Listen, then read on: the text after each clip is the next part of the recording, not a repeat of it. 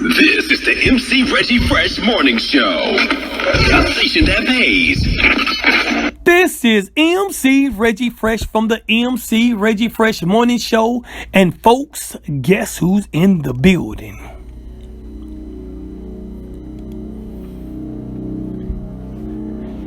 He was 19 when he was arrested by Boston police over the killing of an officer in October of 1993. In 2015, as Massachusetts highest court upheld a ruling granting a new trial, his fourth for the same allegations. The years in between covered generously by the 8-part Netflix series Trial Number 4, held 2 mistrials by hung juries, 1 guilty verdict based on evidence secured by officers later convicted of corruption, and 21 years, 7 months, and 29 days of incarceration for a crime he didn't commit. Ladies and gentlemen,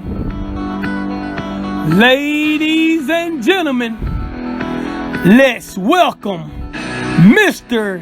Sean Ellis.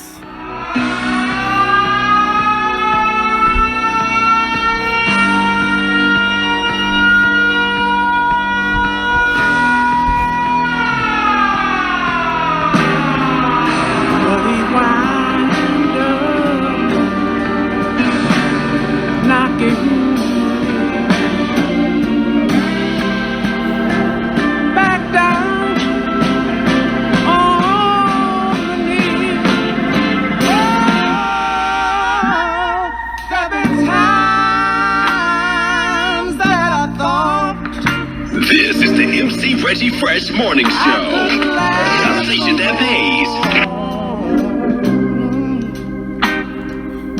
Now I think I'm able, Father, to give.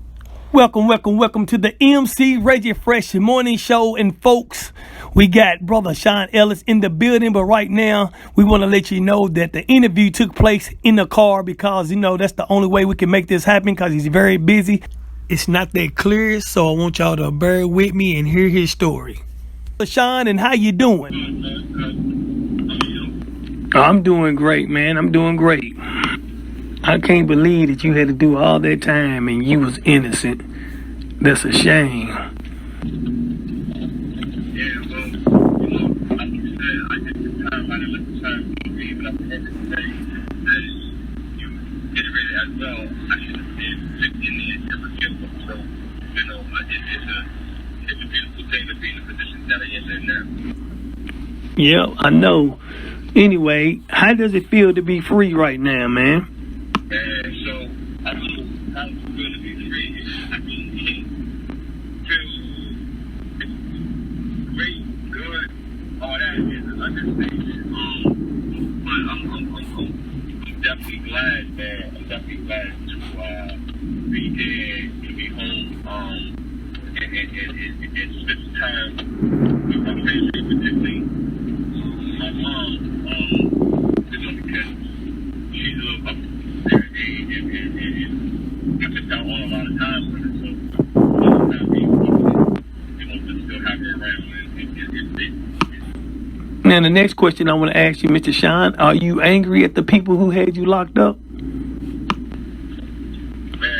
this is a question that I'm not gonna lie. Like, am I angry? And over the years, I've dealt with an array of feelings, but I'm at a place in this dispensation time where I'm more focused on the fight at hand. As it pertains to myself, as it pertains to others, and what needs to be done to correct the system so that what happened to me doesn't happen to anyone else. That's great that you feel like that, man, because if a lot of people was in the same predicament you were, they would feel very different. They'd be very, very upset. Now, the next question I want to ask you, Brother Sean, how did you find that great support team?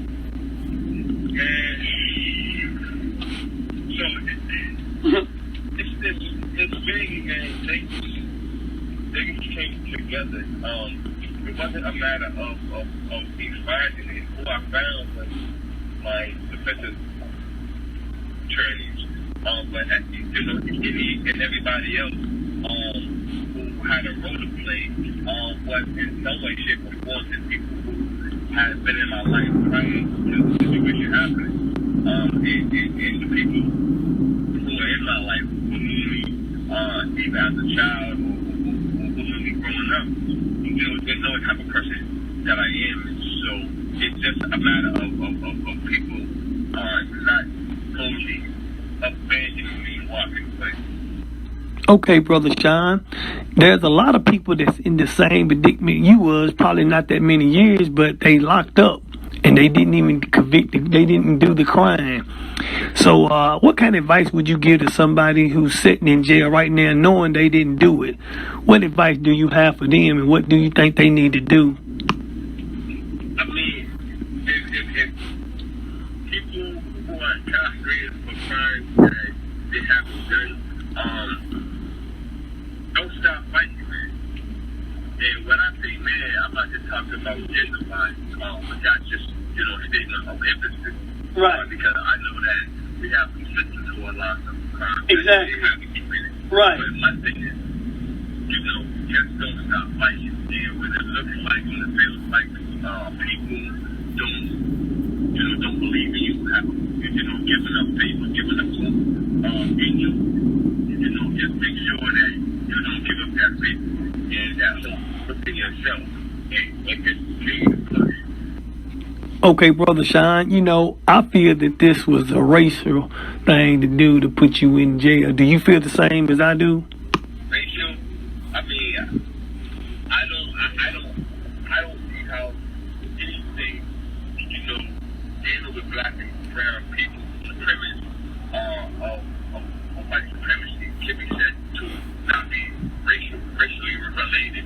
And you know, I think what we're seeing throughout the country is that there are people of all races, black, brown, and white.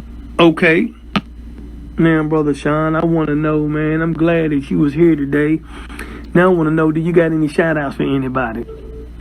Yeah, you know, I just want to give a shout out, first and foremost, man, just to living God, man. You know, it's only by the grace, you know, by the true of God that any and everything happens. And so, you know, I want to shout to God out. My defense team, you know, my mom has been basically just everyone who has stuck by me since day one. And even those who have recently come on board in terms of support since the release of the trial for, you know, make sure you follow me on Instagram at Ellis Kid Sean, Facebook Sean Kid Ellis or Sean Shareen. Check out my Twitter page and visit my website, travel4.com. That's FOUR. And that's about it, Reggie. Okay, man, and could you tell people how to follow your documentary on TV? I think it's on Netflix or whatever, but can you give the people that information? Yeah, if you haven't seen Travel 4 is on Netflix. Make sure you visit that platform and check it out. All right, again, Brother Sean, I'm glad you was on my radio show, man. I got one more question to ask you. I need you to tell everybody what's the baddest station in the land and the station that pays. And there y'all have it, folks. Brother Sean Ellis was in the building on the MC Reggie Fresh Morning Show. This is the MC Reggie Fresh Morning Show. A station that pays.